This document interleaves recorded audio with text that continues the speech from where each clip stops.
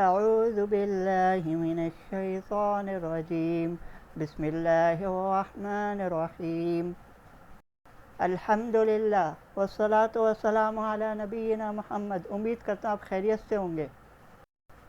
آج ہماری کلاس یہ ہے ابراہیم علیہ السلام کا قربانی کا قصہ۔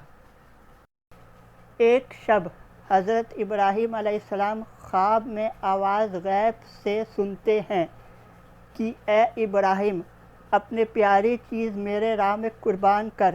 حضرت ابراہیم نیند سے بیدار ہوتے ہیں اور اپنی تمام مال کو راہ خدا میں قربان کر دیتے ہیں۔ دوسرے شب میں ابراہیم کو یہی خواب بے چین کرتا ہے۔ کہتا ہے اے میرے اللہ، مجھے تو سب سے پیارا میرا بیٹا اسماعیل ہے، کیا تو یہ تو نہیں دیکھنا چاہتا ہے کہ میں اپنے بیٹا سے زیادہ عشق کرتا ہوں یا تم سے؟ اور لاکھوں اسماعیل تیرے نام پہ قربان فوراً فلسطین سے مکہ کی طرف روانہ ہوتے ہیں اور حاجرہ سے کہتے ہیں میرے بیٹے کو تیار کر، مجھے اپنے بیٹے کو اپنے دوست کے پاس لے کے جانا ہے۔ ابراہیم علیہ السلام اللہ کے راہ میں اپنے بیٹا کو قربان کرنے کے لیے چلتے ہیں۔ راستے میں ابراہیم نے کہا اے اسماعیل، تمہیں پتہ ہے میں تمہیں کہاں لے کے جا رہا ہوں؟ اسماعیل نے کہا ہاں بابا، اپنے دوست کے پاس۔ ابراہیم علیہ السلام نے کہا میں تمہیں اللہ کے لیے قربان کرنے کے لیے لے جا رہا ہوں۔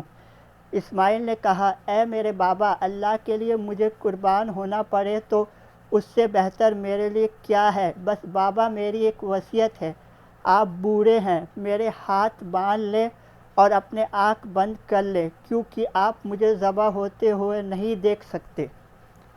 حضرت ابراہیم علیہ السلام اپنے آنکھ پہ پٹی باندھے اور اسماعیل کے گلے پہ چھری رکھے اور کہے اے اللہ دیکھ لے، میرے دل میں اسماعیل کا عشق تو ہے، لیکن ایسے ہزاروں عشق تو ہے اور لاکھوں بیٹے تیرے نام پہ قربان۔